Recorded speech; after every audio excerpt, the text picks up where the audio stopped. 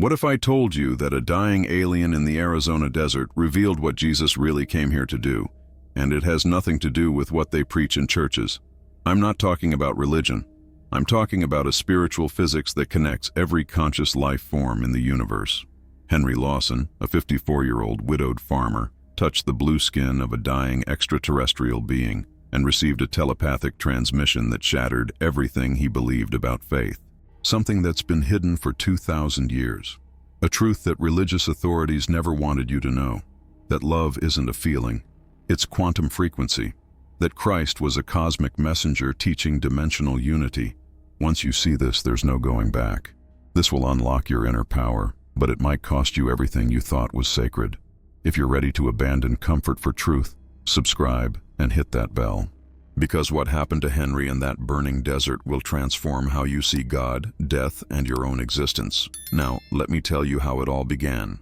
Henry Lawson lived alone on his farm, surrounded by vastness and dust. 54 years old, widowed, the kind of man who used to believe in things. Not anymore. The coffee grew cold every morning. He'd make it at 4 a.m., sit at the kitchen table, and stare at nothing. The memories of Sarah burned in his chest. 3 years gone. People said it would get easier. They lied. The clock on the wall ticked without hurry, each second identical, each day the same. Henry had stopped fighting it. What was the point? Time just kept moving whether you wanted it to or not, whether you were ready or not. The hands went round and nothing changed. Nothing got better. The desert stretched for miles outside his window, dry, empty, waiting for rain that never came. He'd look out there and see himself. Same thing, same emptiness. Sometimes he'd sit on the porch for hours, watching the sun move across that barren landscape, and feel like he was watching his own life, just going through motions, just existing, not living, just existing. He prayed out of habit, not hope. Lord, thank you for this day. Watch over me. Amen. Empty words, muscle memory from childhood. His lips moved, but his heart stayed silent. He'd kneel beside the bed like his mother taught him when he was 6 years old. Eyes closed, hands clasped. The same position he'd held for nearly 50 years. Nothing happened. No warmth, no peace, no presence.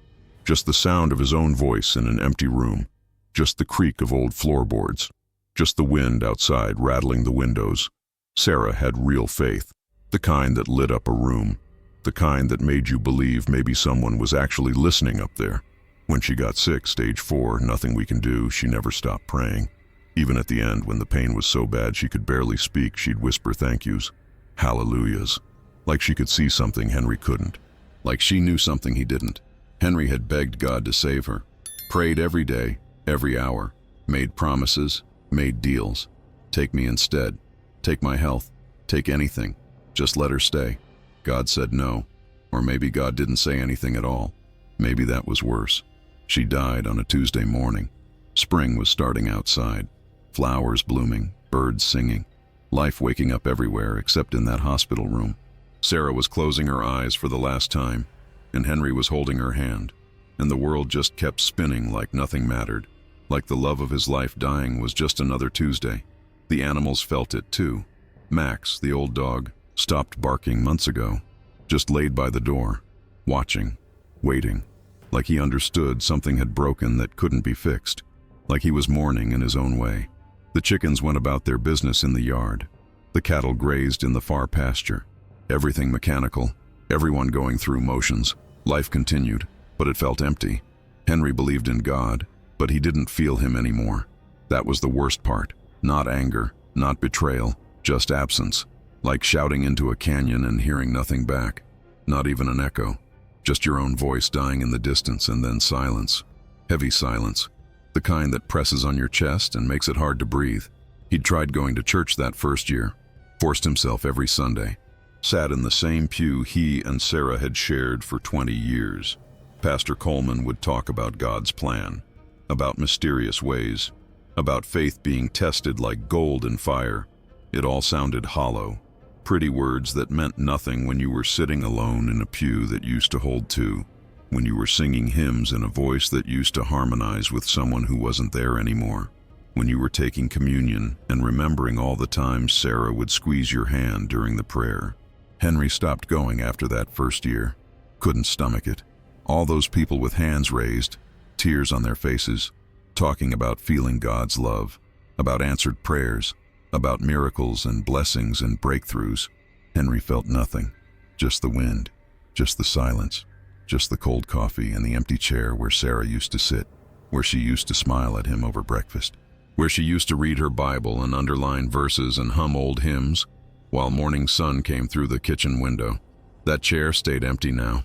Henry couldn't bring himself to move it, couldn't sit in it either. It was hers, would always be hers. The night wind blew across the desert floor, lonely, whispering through sagebrush, rattling the windmill. That sound used to comfort him. Now it just reminded him of everything he'd lost. Henry would stand on his porch after dark and wonder if this was all there was. This waiting, this silence, this slow fade into nothing. He'd look up at the stars, millions of them out here, far from any city lights, and feel smaller than ever. If God was up there somewhere, he wasn't paying attention.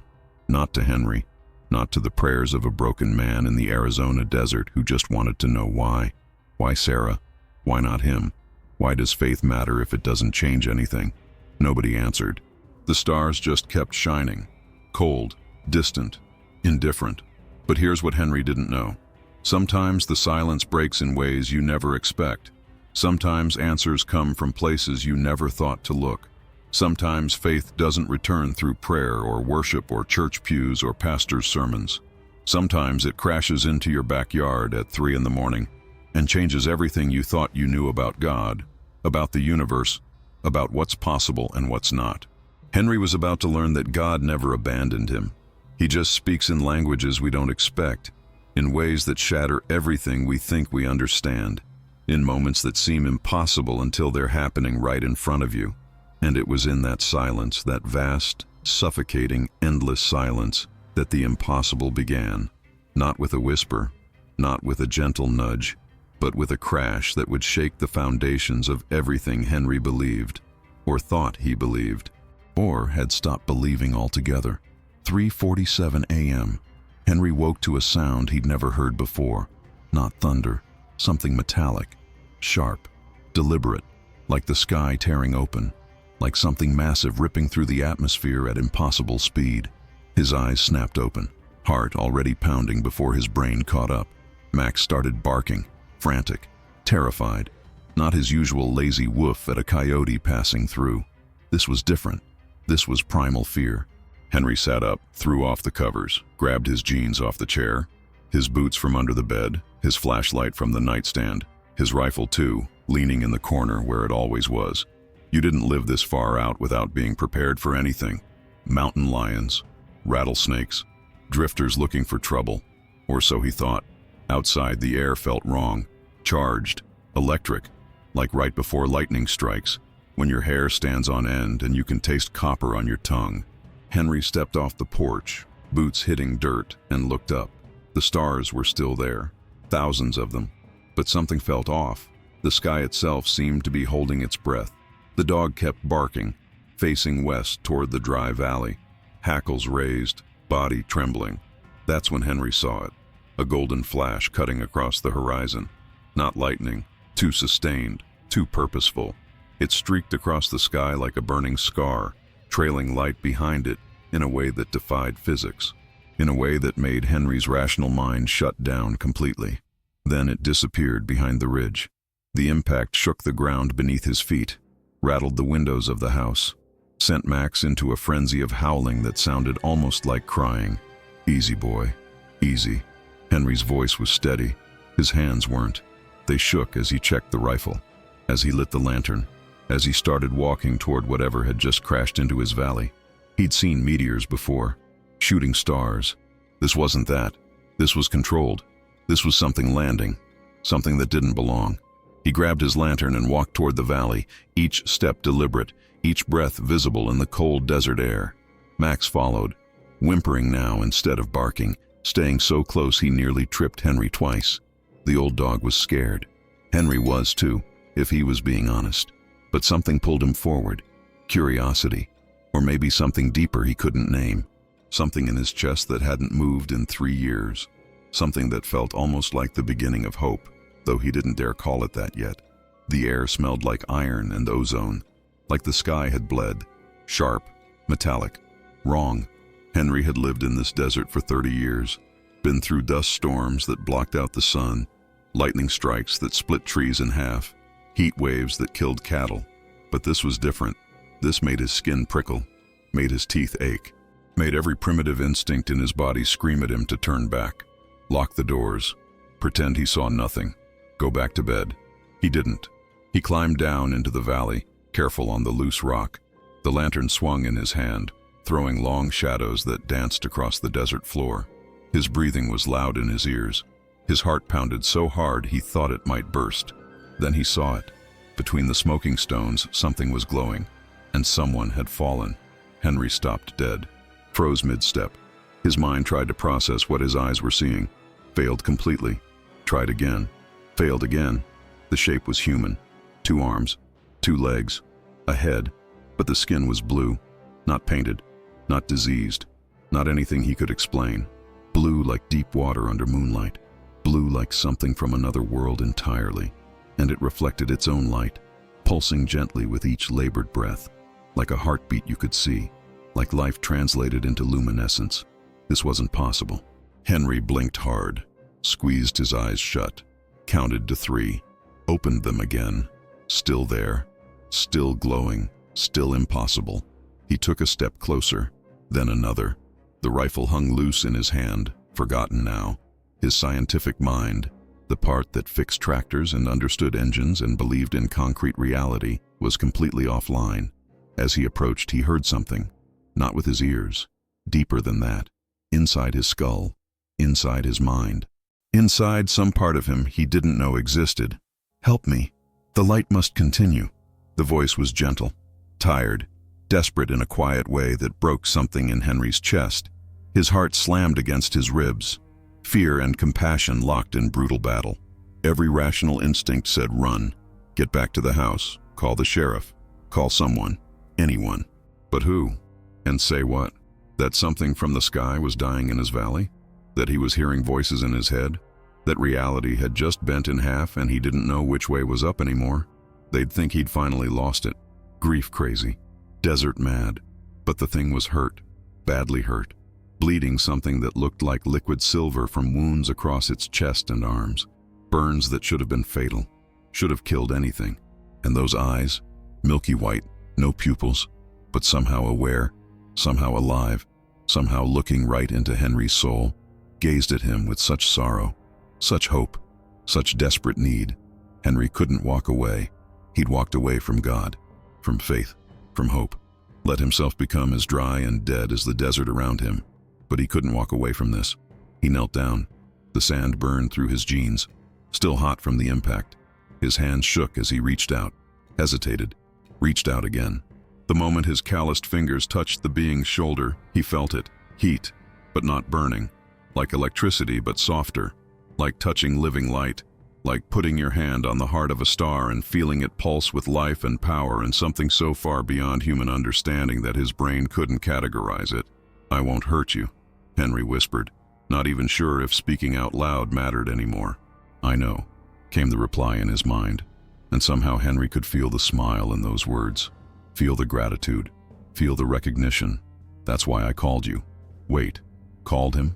And then something shifted. The night became alive around them. The stars seemed brighter, closer, like they were leaning in to watch, like they'd been waiting for this moment.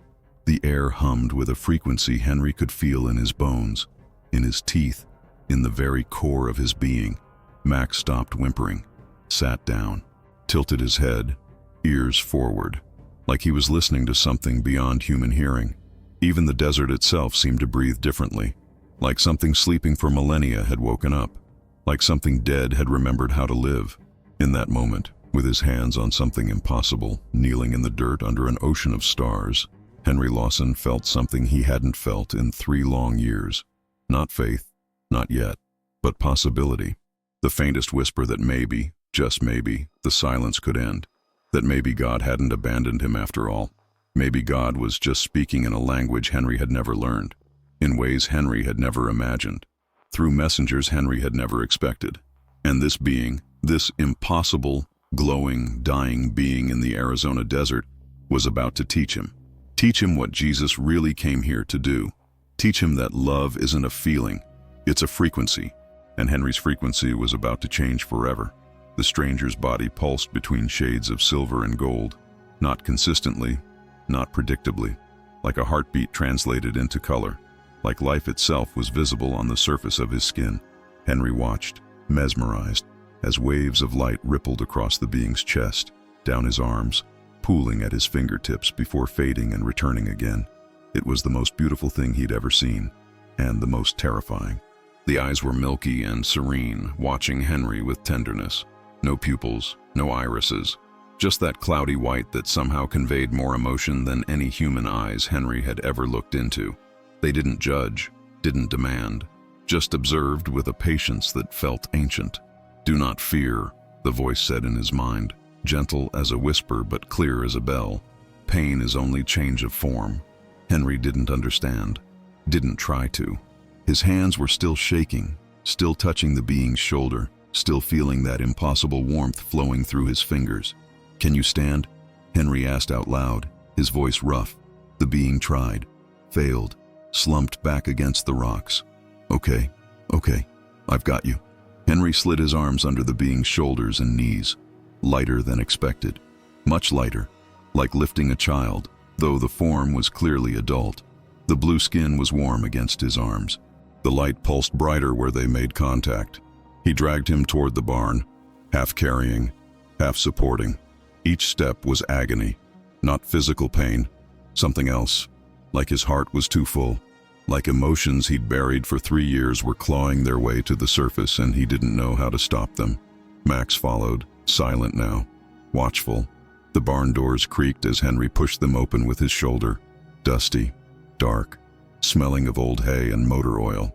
He laid the being down on a pile of burlap sacks, as gently as he could manage, grabbed an old blanket from the storage chest, covered him. The light around him flickered, like a flame refusing to die, pulsing, weakening, fighting. "What do you need?" Henry asked. "Water? Food? I don't know what to do." "Just stay," the voice replied. "Your presence is enough." Henry sat down beside him, hard. His legs gave out and suddenly he was on the ground, back against the barn wall, staring at something impossible. That's when he noticed it. On the being's chest, visible even through the blanket, there was a symbol, glowing faintly. A cross, but not a normal cross. This one spiraled, curved, like the traditional Christian cross had been wrapped in sacred geometry, like someone had taken the most recognizable symbol in Western religion and shown what it really meant. "What is that?" Henry breathed. "Truth in form," the being said. "What your Jesus tried to teach. What was lost in translation." Henry reached out, hesitated, reached out again. His fingers brushed the symbol. The moment he made contact, he felt it. A vibration, not physical, deeper, like a tuning fork had been struck inside his chest and everything in him was resonating at a frequency he'd never experienced. His heart synchronized with it, his breathing slowed, his thoughts quieted. And then the tears came. No warning, no build-up, just sudden, overwhelming tears streaming down his weathered face, mixing faith and despair in equal measure. 30 years of church, 3 years of grief, a lifetime of questions, all of it pouring out at once. He didn't try to stop them, couldn't have if he wanted to. The being smiled, weak, fading, but genuine, like someone recognizing a long-lost brother, like someone who'd traveled across the universe for this exact moment. "You saved me," the voice whispered in Henry's mind, softer now, struggling. "But the one who will be saved is you." Henry shook his head. "I don't understand." "You will." The light pulsed once more, twice, then settled into a steady, gentle glow. Henry sat there in the dark barn, tears still falling, one hand on an alien being from God knows where, and felt something he hadn't felt since Sarah died. Connected, not alone, like maybe the universe wasn't empty after all, like maybe someone was listening, like maybe all those prayers he'd sent into the void had actually reached somewhere, just not where he expected. "What's your name?" Henry asked quietly. The being's eyes focused on him. Those milky, beautiful, impossible eyes. "Names are different where I come from, but you can call me Zale." "Zale," Henry repeated, testing it. It felt right on his tongue. I'm Henry. I know. How do you know? Because you were supposed to find me, Henry Lawson. This was always meant to happen. Henry wanted to argue, wanted to say that was impossible, that destiny wasn't real, that coincidence was just coincidence. But looking at this being, this Zale, glowing in his barn in the middle of the Arizona desert at 4 a.m, with a spiral cross on his chest and light pulsing through his veins, Henry couldn't bring himself to deny anything anymore. Maybe destiny was real. Maybe God worked in ways so far beyond human comprehension that calling them miracles was an understatement.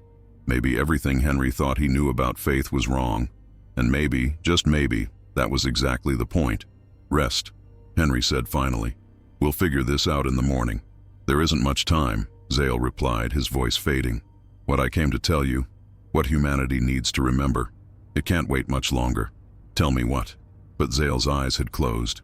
His breathing slowed. The light dimmed to barely a flicker. Henry sat there watching, one hand still resting on the being's arm. Max curled up at his feet. Outside, the desert was silent. The stars were fading as dawn approached. And for the first time in 3 years, Henry Lawson wasn't alone. That night, Henry barely slept. He tried, went back to the house after making sure Zale was stable, laid down in bed, closed his eyes. Nothing. His mind wouldn't stop, wouldn't quiet, just kept spinning and spinning, replaying everything. The crash, the light, the blue skin, the voice in his head, the spiral cross, the feeling when he touched it.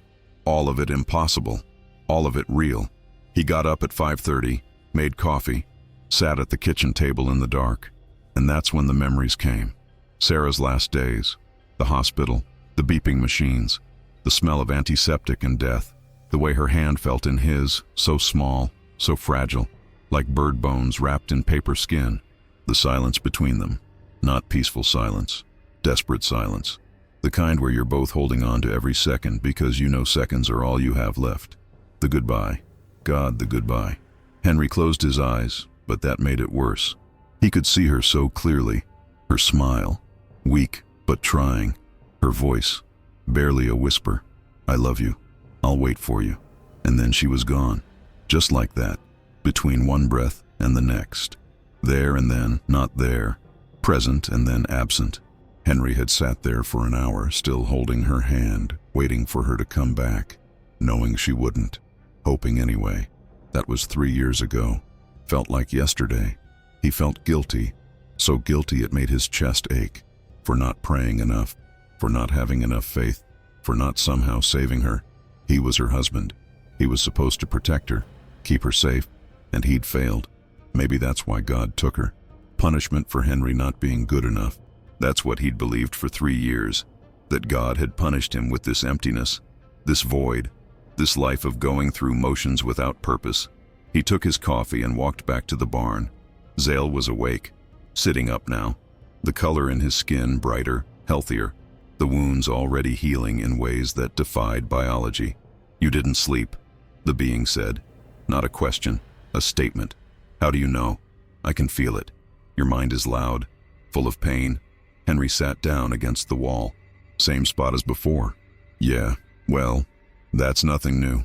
Zale watched him in silence, those milky eyes seeing everything, reading every memory, every regret, every moment of guilt that Henry had buried and tried to forget. It was invasive. Should have made Henry angry. It didn't. It felt like relief. You blame yourself, Zale said finally, for your wife's death. Henry's jaw clenched.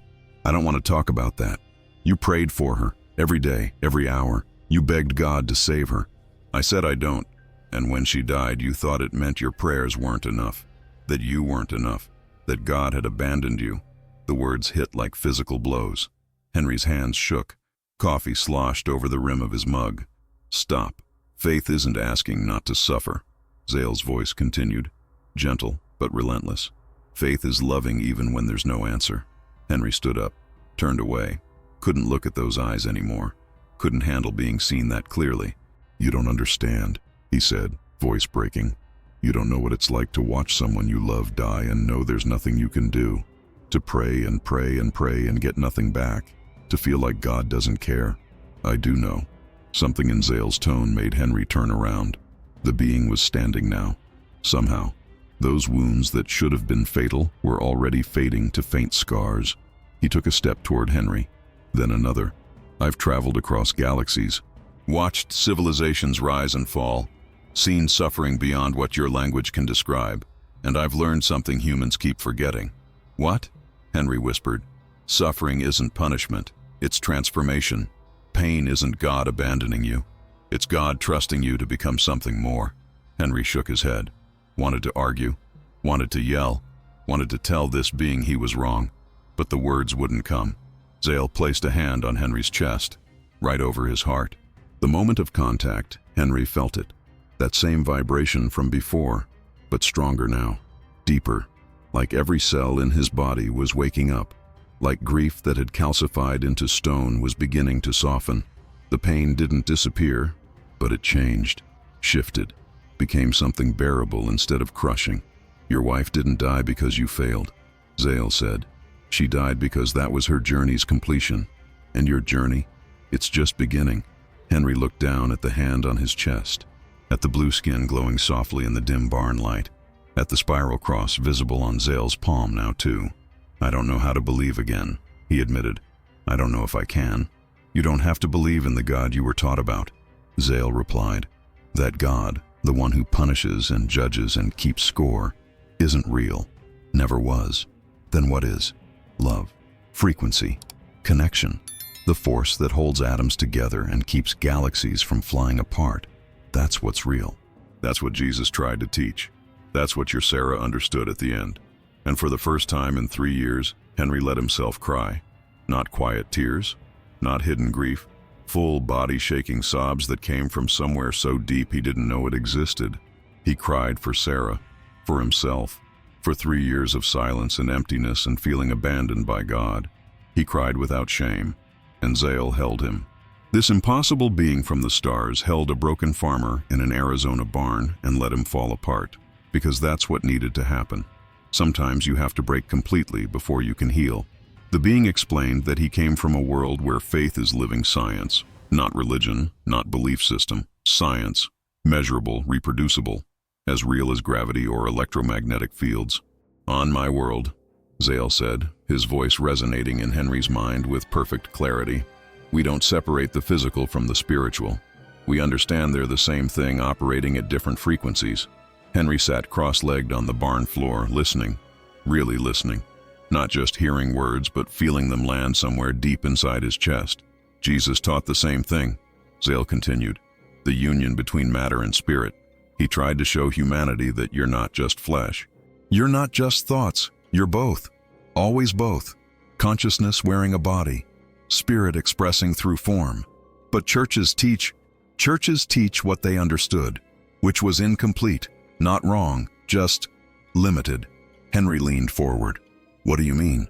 When Jesus said the kingdom of God is within you, he wasn't being poetic. He was being literal. He was teaching that the power you've been praying to, out there, up there, somewhere else, has always been right here. Zale touched Henry's chest. Inside you, inside everyone. The words should have sounded blasphemous, should have made Henry angry, defensive. They didn't. They sounded true. Love is intelligent energy, not passing emotion, Zale said. That's what humans keep missing. You think love is a feeling that comes and goes, something you fall into and fall out of. But real love, the kind Jesus embodied, is a frequency. It's a state of being. It's the fundamental force that creates and sustains all life. Henry felt something old awakening inside him, something he'd known as a child, before church and doctrine and rules taught him to think differently. Something simple and pure and true. When you love without condition, without expectation, without needing anything back, that's when you're operating at the frequency of creation itself. That's when miracles happen. Not because God is doing something special for you, but because you've aligned yourself with how the universe actually works. Faith is frequency, not hope, the being said, his milky eyes fixed on Henry's. Hope is wishing things were different. Faith is knowing you're already connected to the source of everything. Henry's mind raced, memories flooding back. Sarah reading her Bible at the kitchen table, the way she'd smile when she found a verse she loved, The way she'd pray, not begging, not pleading, just talking, like she was having a conversation with someone she knew personally. It connects worlds, realms, and hearts, Zale continued. Faith, real faith, isn't about believing hard enough. It's about tuning in, like adjusting a radio dial until you find the right station. The signal is always broadcasting, always has been. You just have to match the frequency. The voice sounded like music, made of light, each word carrying vibration that Henry could feel in his bones. Not just information. Transformation. When Jesus healed people, he wasn't overriding natural law. He was applying it. He'd raise his frequency to pure love, unconditional, complete, absolute. And in that frequency, disease can't exist. Separation can't exist. Death itself becomes just another form of life. Henry remembered Sarah's prayers.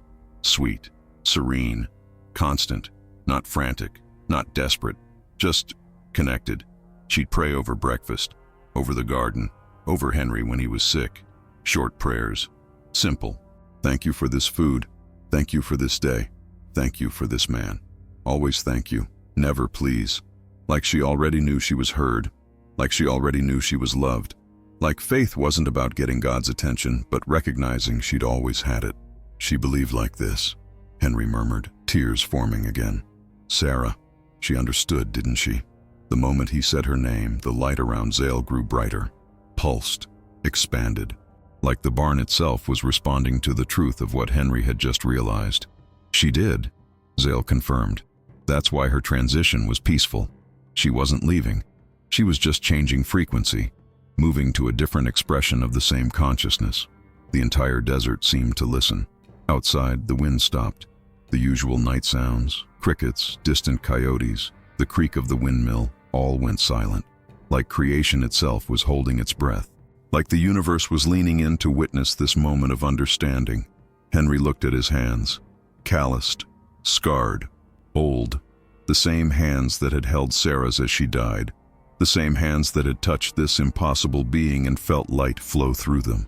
So, when I prayed for her to live, you were praying from fear, Zale said gently. From the frequency of lack, of loss. That's not your fault. It's human. But fear and love can't occupy the same space. They're different frequencies. When Jesus said fear not over and over, he wasn't giving advice. He was giving instruction. Fear blocks the flow. Love opens it. Henry closed his eyes, breathed deep. For 3 years he'd been angry at God for not answering his prayers. But maybe God had answered. Just not in the way Henry expected. Not in the language Henry was listening for. Maybe Sarah's death wasn't God saying no. Maybe it was God saying, trust me. There's more to this than you can see right now. Faith isn't blind, Zale continued. It's the opposite. It's seeing clearly. Seeing past the illusion of separation. Past the illusion of death. Past the illusion that you're alone and powerless, and at the mercy of forces beyond your control. The light in the barn was almost blinding now. Not harsh. Warm. Like standing in sunlight, but softer. Safer. You've always had access to this power, Henry. Every human does. Jesus came to demonstrate it, to show what's possible when a human being operates at full frequency. He wasn't special because he was different. He was special because he remembered what everyone else forgot. Henry opened his eyes, looked at Zale, at this being who had crashed into his desert and shattered every assumption he'd held about God and faith and reality. Why are you telling me this? Henry asked. Why did you come here? To my farm? To me? Zale smiled. That weak, gentle smile that somehow contained infinite compassion. Because humanity is forgetting again. The message got distorted, turned into rules and rituals and doctrines. People are praying to a God outside themselves and wondering why they feel empty. I came to remind one person, one open heart. That's how it works. One person remembers, then they help another remember, then another. You want me to tell people? I want you to live it. The telling will happen naturally. Henry sat with that, let it sink in, felt the weight and the rightness of it. Outside, the desert breathed again. Wind returned. Stars pulsed. Creation resumed its ancient song. And inside a dusty barn in Arizona, a broken farmer began to remember what his wife had always known. That love isn't something you do. It's something you are. And faith isn't hoping God will show up. It's recognizing God never left. The alien asked Henry to help him return to the fallen ship. Dawn was breaking, pink and gold spreading across the desert sky. Zale was stronger now, not fully healed, but stable. The light under his skin pulsed steady and bright. "I need to show you something," he said. "Before I leave." Henry's stomach dropped. "You're leaving?" "I have to. My vessel needs repair, and I'm not the only one watching your world. Others will come. They need to know what happened here." They walked together across the hardpan, between rocks and wind. Max followed at a distance, less frightened now, but still cautious.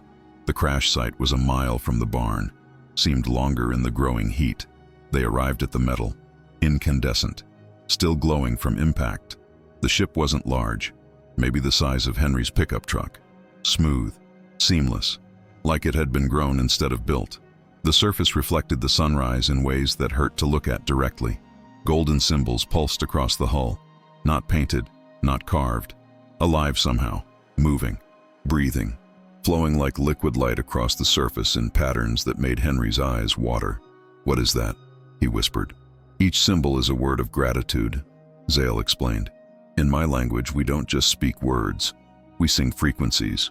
This ship, every ship we build, is covered in prayers, thousands of them, from thousands of journeys.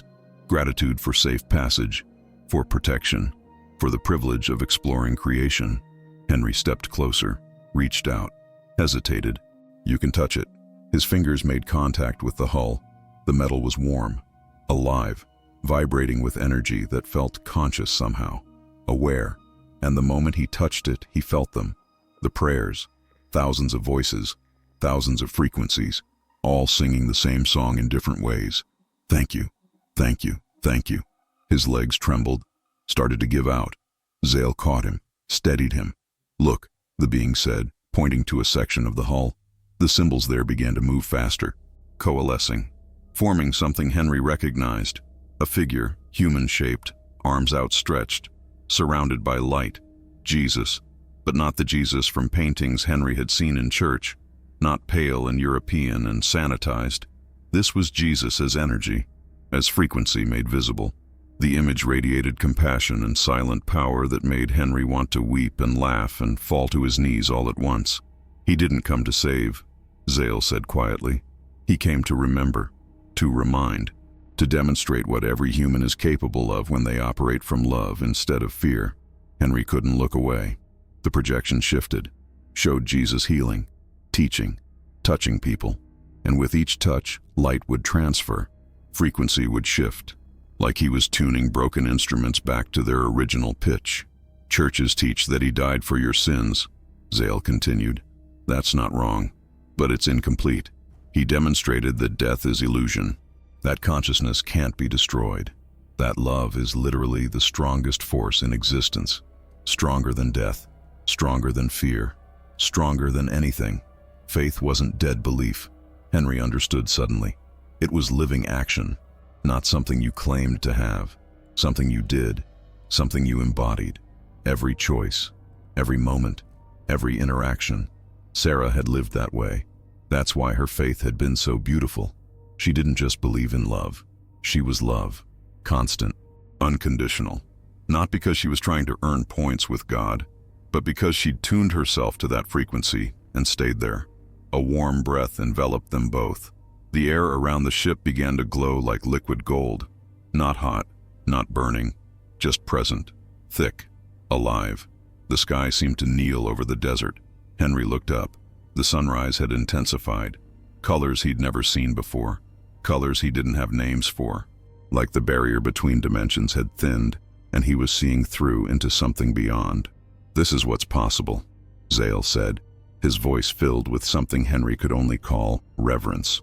"When consciousness aligns with love, when frequency matches truth, this is what Jesus was showing, what Buddha demonstrated, what every enlightened being throughout history has tried to teach." The golden light pulsed, expanded, contracted, like the ship itself was breathing, like creation was breathing with it. "You're not separate from God, Henry. You never were. Separation is the illusion, the lie, the thing that causes all suffering. Jesus didn't come to bridge a gap. He came to show there was never a gap to begin with." Henry felt his entire worldview cracking, shattering, reforming into something new, something that made more sense than anything he'd been taught in 54 years. God wasn't a distant judge. God was the field of consciousness that everything existed within, the ocean that every wave was made of, the frequency that all frequencies emerged from. And Jesus? Jesus was a human being who remembered this completely, who tuned himself so perfectly to source frequency that miracles became natural, that death became transition, that suffering became transformation. When you pray, Zale said, don't pray to something outside yourself. Pray from the recognition that you're already connected, already heard, already loved. That's what changes things. Not because God finally decides to help, but because you've removed the blocks that were stopping the flow. The light around them intensified. Henry closed his eyes but could still see it. In his mind, in his chest, in every cell.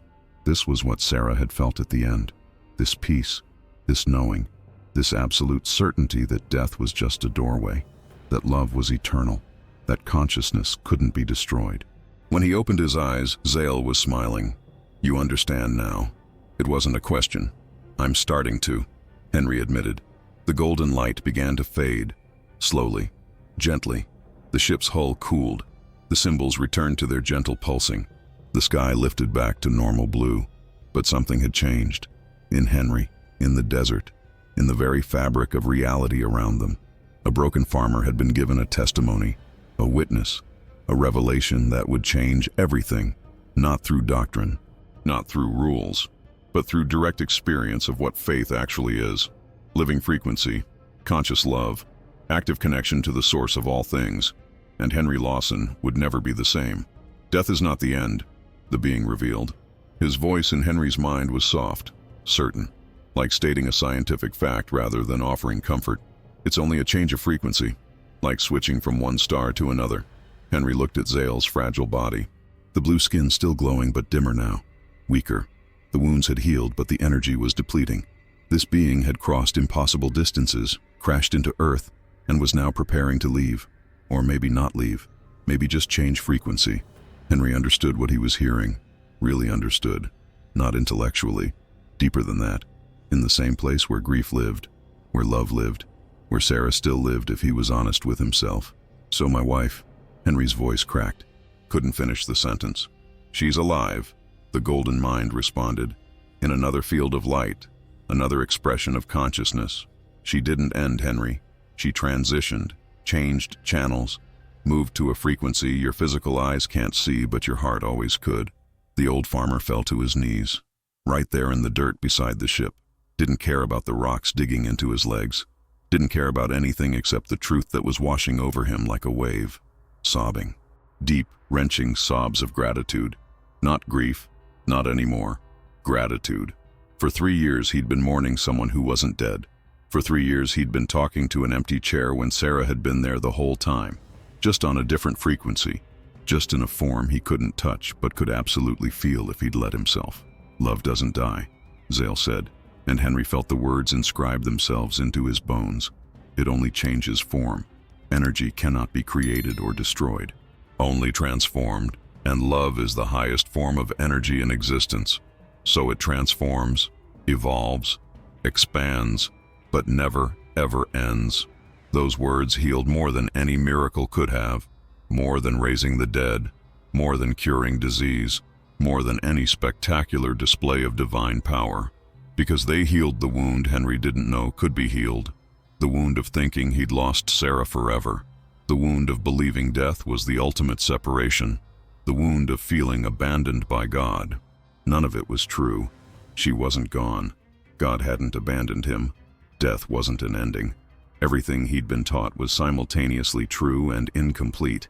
Heaven existed, but not as a place you went after you died, as a frequency you tuned into, a state of consciousness, a field of pure love that was always present, always accessible, always right here.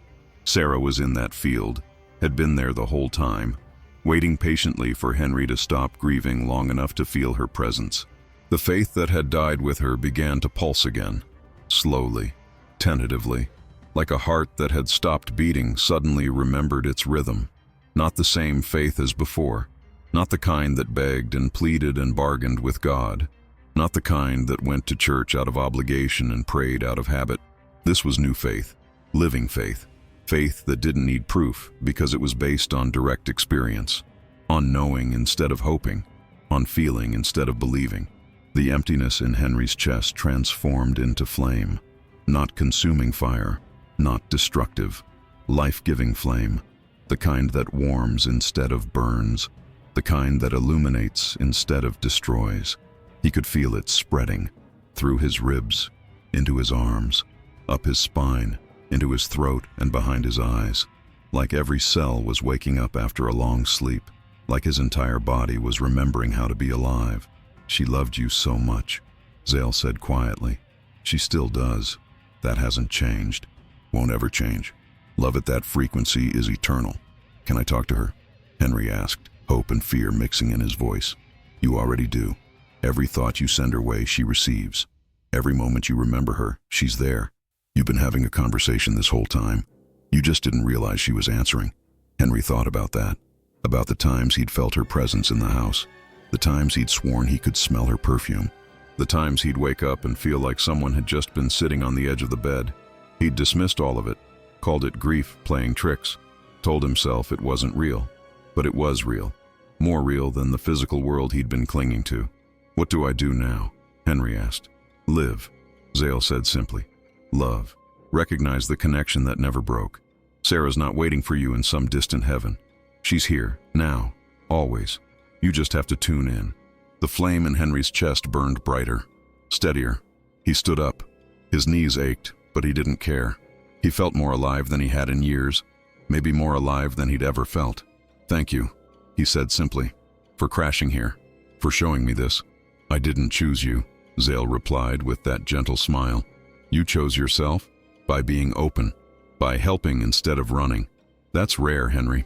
The desert was silent, listening, witnessing, and Henry Lawson stood there, tears drying on his weathered face, feeling the love of his wife alive in his chest, knowing that nothing would ever be the same again. The alien asked Henry to open the luminous hatch. Henry approached the ship, placed his palm where Zale indicated. The metal recognized his touch, responded. A seam appeared where none had been visible before. Light spilled out, not harsh, welcoming. The stones around them began to vibrate, low frequency, deep, like invisible choirs singing notes below human hearing. The desert itself was responding, bearing witness, saying goodbye to a visitor from beyond the stars. "I will take your pain with me," Zale said, his voice clear and strong despite his weakening form. "You will keep the light." Henry wanted to argue, wanted to say the pain was his to carry, but he understood now. The pain wasn't Sarah. The love was Sarah, and the love was staying. Zale stepped into the light. His body began to shimmer, edges blurring, form becoming less solid. Then he dissolved, not violently, gently. His body broke apart into golden particles, rising in a spiral pattern. Thousands of points of light ascending, dancing, swirling upward like fireflies returning to the sun. Henry extended his hand, reaching toward the space where Zale had been. His fingers passed through the air, through the streams of golden light, through particles of consciousness returning home. A gentle warmth remained in his palms, not fading, staying, like Zale had left a piece of himself behind, a reminder, a gift. The spiral cross symbol appeared on the ground, glowing bright, burning itself into the sand and stone, sacred geometry made visible, the true meaning of sacrifice and resurrection and transformation all contained in that single image. Henry stared at it, memorizing every curve, every angle, every line. Then it faded, slowly, like morning mist burning off in sunlight, there and then not there, visible and then memory. But Henry knew it was still there, just on a different frequency, just like Sarah, just like Zale, just like everything real and true and eternal. The desert returned to silence, but it was different now. Sacred silence, holy silence, the kind that doesn't feel empty but full, full of presence, full of consciousness, full of love operating at frequencies most people never learn to perceive. Henry knelt, right there in the sand, not because he had to, Because he wanted to. Because gratitude demanded physical expression. And he gave thanks, not asking for anything, not bargaining, not begging, just pure, simple gratitude. "Thank you," he whispered, "for sending him, for showing me, for never actually leaving even when I thought you had." No response came, not in words, but Henry felt it, a warmth in his chest, a pressure around his shoulders like invisible arms. A presence that had always been there, but he'd been too deaf to hear, too blind to see, too numb to feel. Faith had returned, but not because of an answer, because of a presence. That was the difference. The thing Zale had tried to teach him. Faith wasn't about getting God to do what you wanted. Faith was about recognizing God was already doing everything, already present, already loving, already guiding. You just had to tune in, match the frequency, stop demanding and start receiving. Stop thinking God was distant and recognize God was closer than your own breath. Henry stood, looked at the ship.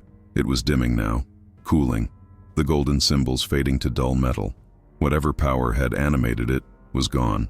Max approached slowly, sniffed the air, looked at Henry with those wise dog eyes. "I know, boy," Henry said softly. "I know." He walked back to the house as the sun climbed higher. Each step felt different, lighter, like gravity had less hold on him. The coffee was cold when he got back. He poured it out, made fresh, sat at the kitchen table. Sarah's chair was still empty, but he didn't see emptiness anymore. He saw space. Space for her presence. Space for her energy. Space for the love that had never left. "Morning, sweetheart," he said out loud. Felt foolish for a second, then didn't. And somewhere, on a frequency just beyond physical hearing, he swore he heard her laugh. That beautiful laugh he'd thought he'd never hear again. She'd been there all along, waiting for him to remember. The desert wind blew through the open window, warm, gentle, carrying the scent of sage and sand and something else. Something like ozone and stardust and prayers answered in ways that don't look like answers. Henry closed his eyes, felt the sun on his face, felt the warmth in his palms, felt the flame in his chest burning steady and bright.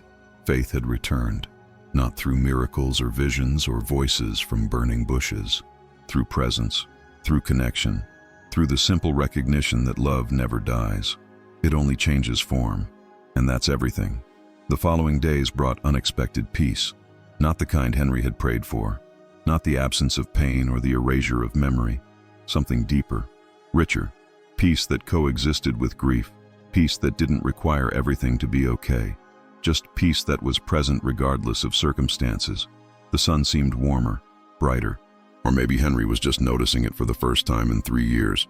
He'd stand on his porch in the morning with his coffee, hot now, not cold, and watch the light spread across the desert.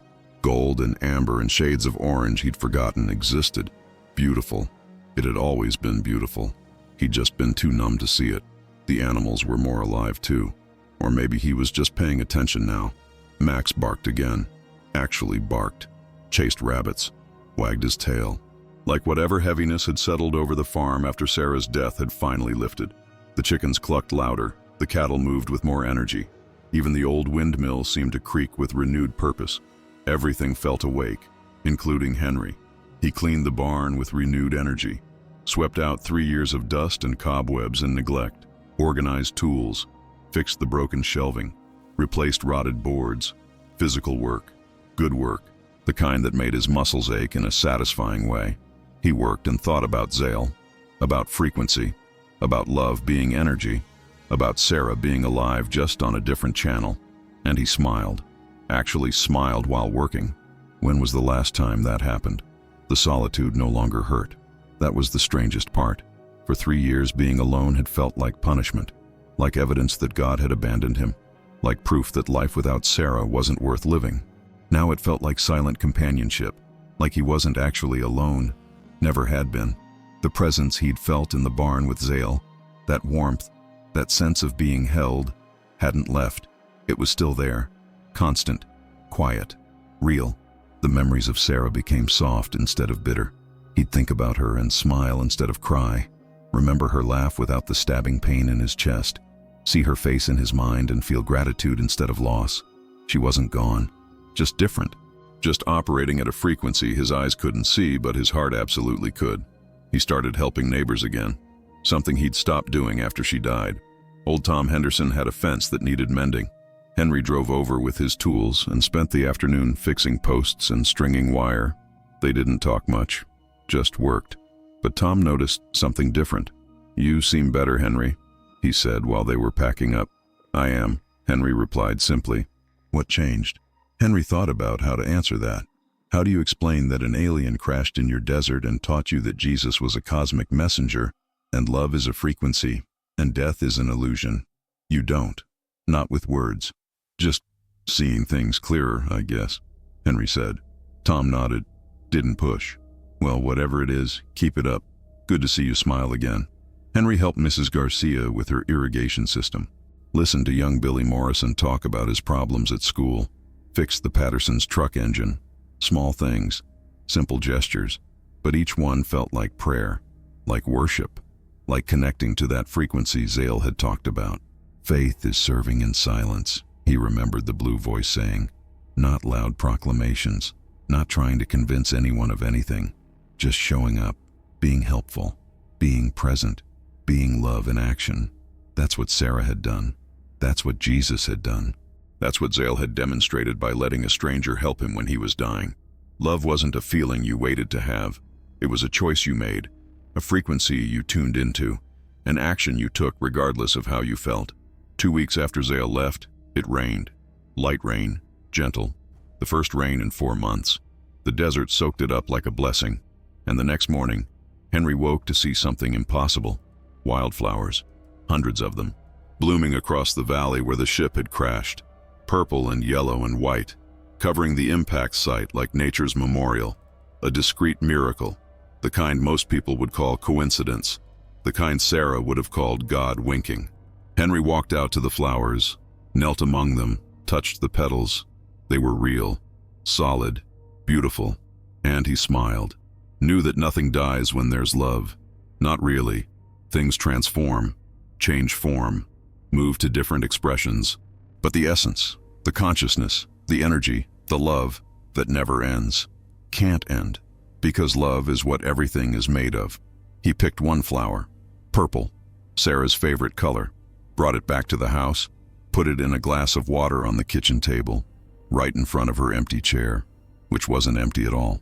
"I see you," he whispered. "I feel you. Thank you for waiting for me to wake up."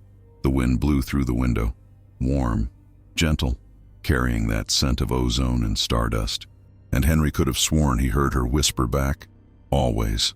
One night, Henry dreamed of the same light from the valley. Not a regular dream. Too vivid, too real. He was standing in the desert, but it wasn't dark. Everything glowed. The sand, the rocks, the sky. Like the entire landscape had become luminous. And Zale was there. The being appeared serene, with eyes made of aurora. Not the milky white from before. These were full of color, shifting, dancing, green and purple and gold flowing like liquid light. "You came back," Henry said. "I never left," Zale replied. And his voice wasn't just in Henry's mind now. It was everywhere, in the air, in the ground, in Henry's bones. "Is this real?" "As real as anything. Remember, Henry, physical reality is just one frequency. Dreams are another. Both are equally valid expressions of consciousness." Henry nodded, accepted that, didn't question it. "I have something to tell you," Zale continued. "Something you need to remember, to carry, to share when the time is right." "Okay." The being's form pulsed with light. Each word he spoke seemed to create visible waves in the air, like reality itself was responding to truth being spoken. "Remember, man of Earth, faith is not waiting, it's feeling." The words landed in Henry's chest like seeds, planted deep, taking root. Faith isn't hoping God will show up someday. It's recognizing God is here now, always has been, always will be. It's tuning into the frequency of presence instead of waiting for some future salvation. Henry felt tears on his face, didn't remember starting to cry. "Love is the language that sustains all worlds," Zale said. "Not English, not mathematics, not any system humans invented. Love, the frequency that holds atoms together, that keeps planets in orbit, that allows consciousness to recognize itself in infinite forms. The desert around them seemed to breathe, to pulse, to respond to every word.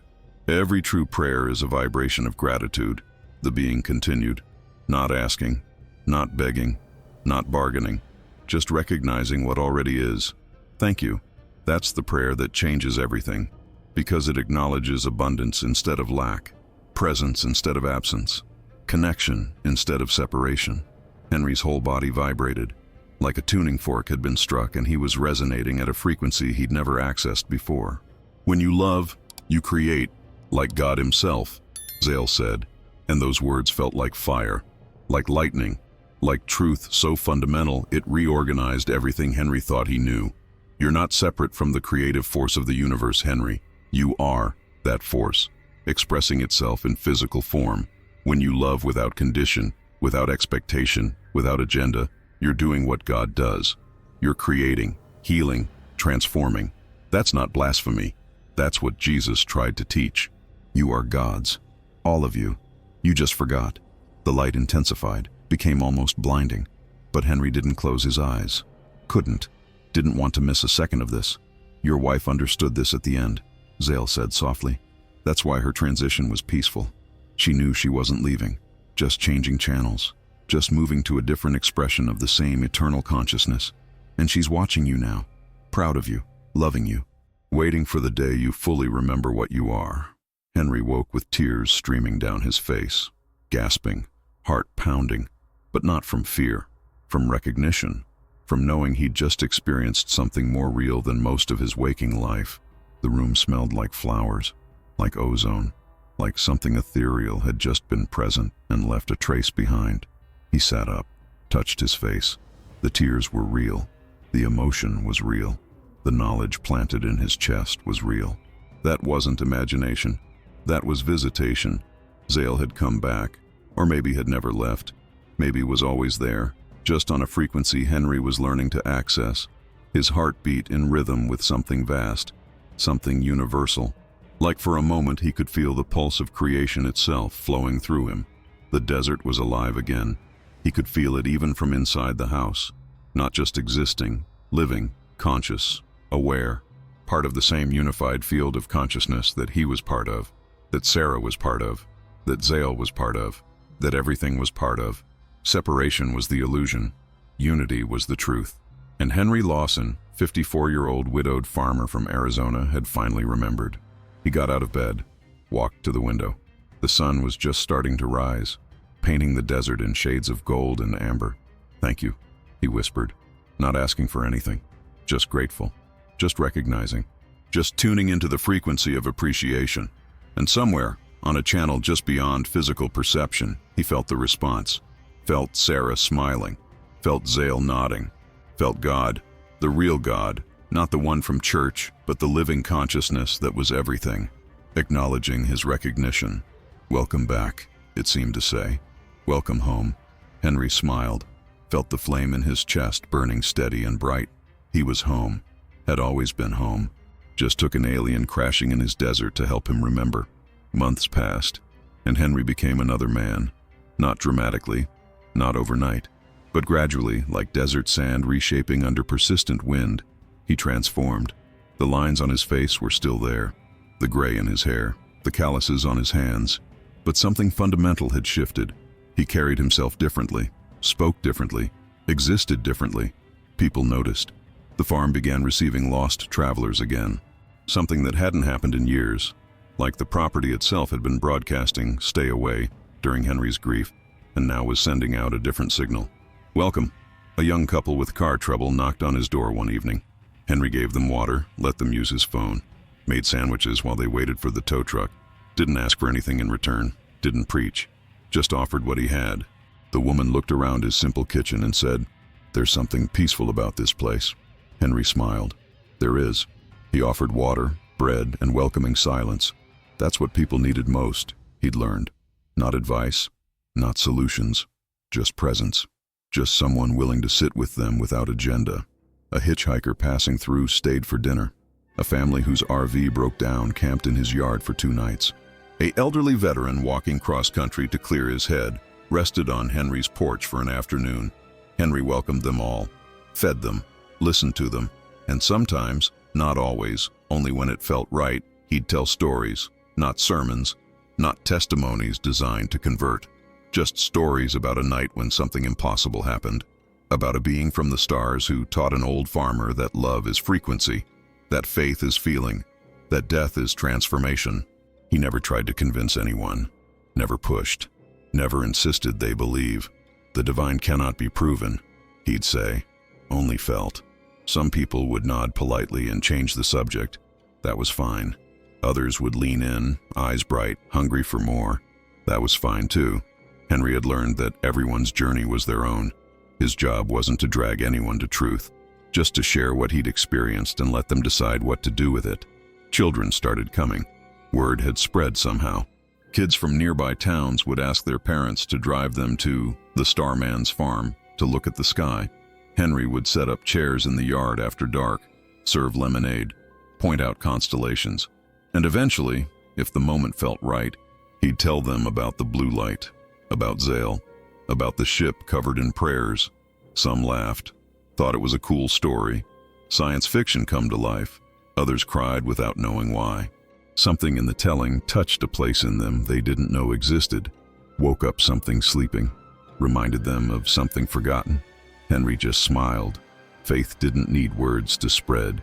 It moved through presence, through frequency, through the simple act of one awakened being existing near those still sleeping. You didn't convince people to wake up.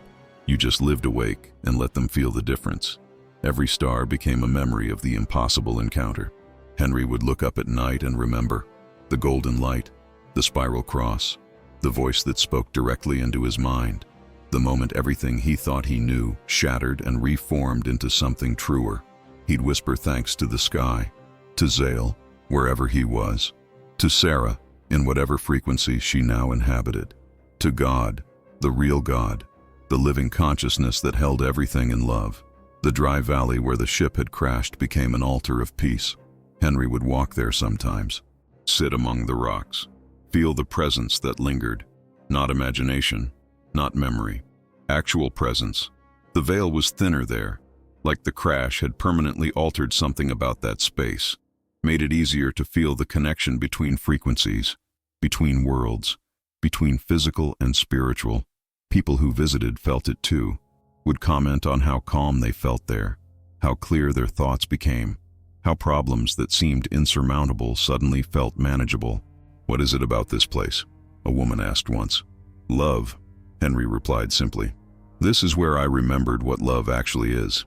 The farm became known, not famous, not crowded, but known among certain circles, people seeking something real, something beyond doctrine and dogma and religious performance. They'd find their way to Henry's door, and he'd welcome them, offer water and bread and silence, tell stories if asked, point at stars, and let them feel what he'd learned. That God isn't distant, that love isn't emotion, that faith isn't belief, that everything is frequency, everything is consciousness, everything is one. And you don't need an alien to crash in your backyard to know this. You just need to be still enough, open enough, broken enough to feel what's always been true.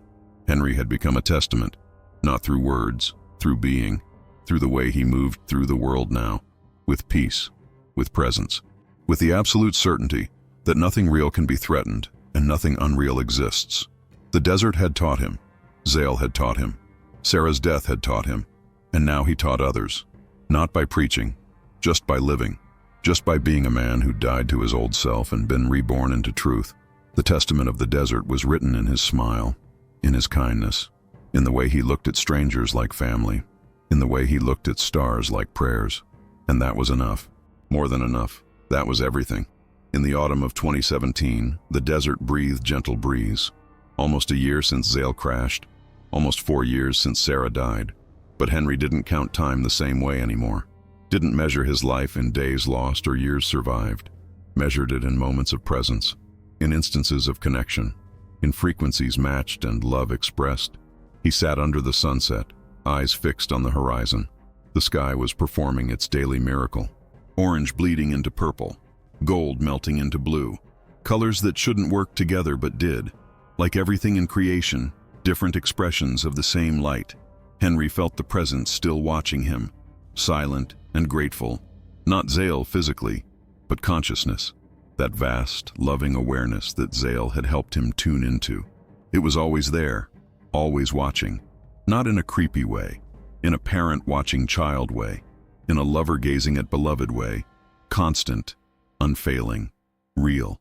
Then he saw it, in the sand at his feet, faint but unmistakable, the spiral cross, glowing softly, like it had been drawn with light itself, there for just a moment, a final blessing, a reminder, a wink from the universe saying, "I see you, you see me, we're good." Henry's breath caught. He hadn't seen that symbol since Zale left, had wondered sometimes if he'd imagined the whole thing, if grief had finally broken his mind and created an elaborate fantasy to cope with loss. But no, this was real, had been real, would always be real. Faith is the science of love, he heard in his interior, not with his ears, deeper, in the place where Zale's voice had always spoken, in the place where truth lived. He smiled. Let tears come. Let the wind carry them away like prayers ascending. No new miracle happened. No ship returned. No being appeared with revelations. Just the miracle of existing. Just the extraordinary gift of being alive, of being conscious, of being able to witness a sunset and feel gratitude. That was the real miracle. Not the spectacular, the ordinary. The simple fact that anything exists at all. That consciousness is experiencing itself through infinite forms. That love is real and operative and holding everything in perfect balance.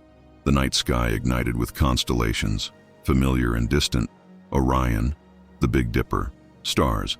Henry had looked at his whole life, but he saw them differently now, not as distant objects, as neighbors, as fellow expressions of the same consciousness, as family. Some of those stars were dead already, their light just now reaching Earth, but even that didn't feel sad, because nothing really dies, just transforms, changes frequency, becomes something new while remaining fundamentally the same, like Sarah, like Zale, like everyone who'd ever lived and ever would live, all part of the same eternal dance, all expressions of the same love, all notes in the same infinite song. Henry understood now, finally, completely, without doubt. God had never abandoned him, never punished him, never turned away, never stopped loving. The silence Henry had felt after Sarah died wasn't God's absence. It was Henry's inability to tune in. His grief had been so loud he couldn't hear the quiet voice that was always speaking. His pain had been so heavy he couldn't feel the constant presence that was always holding him. God hadn't moved. Henry had. And the moment he became still enough, broken enough, open enough, he'd felt it again. That love, that presence, that connection that never actually broke. Right here in the heart of the desert, he'd found what he'd been looking for. Not in church, not in doctrine, not in rules or rituals or religious performance. In silence, in stillness, in surrender, in letting go of what he thought he knew and opening to what actually is. He'd found the love that never left him, the presence that never abandoned him, the God that was never distant but always right here, closer than breath, nearer than thought, more intimate than his own heartbeat. Max walked over, sat beside him, leaned against his leg. The old dog seemed to understand, seemed to feel what Henry felt, that everything was okay, had always been okay, would always be okay. Because love wins, always, not eventually, now. Love is winning right now, has already won. The game is over and love is all that remains. Henry closed his eyes, breathed deep, felt the wind on his skin, the dog against his leg, the earth beneath him, the vast sky above, all of it held in love, all of it expressing love, all of it being love. I realized that God never abandoned me. He whispered to the desert, to the stars, to whatever was listening. I'm the one who had moved away from love. The words felt final, true, complete. Not a conclusion, but a beginning. Not an ending, but an opening. Not the last word, but the first word of a new language he was just learning to speak. The language of gratitude, of presence, of love operating as frequency. He sat there until the stars filled the entire sky, until the Milky Way became visible, until he felt like he could reach up and touch infinity, and he knew with absolute certainty that this was just the beginning. The light that crashed in his desert had planted seeds in him, in the people who visited, in everyone who heard the story and felt something stir inside them. Those seeds would grow, would spread, would help others remember what Henry had remembered, that love is real, that death is illusion, that separation is impossible, that God is not distant but intimate, that faith is not belief but knowing, that we are not humans seeking spiritual experiences but spiritual beings having human experiences. And someday, maybe not in this lifetime, but someday, everyone would remember.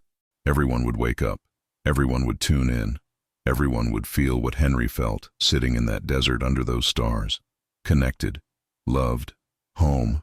The light remained, would always remain, could never be extinguished, because light is what everything is made of, and love is the light that never goes out.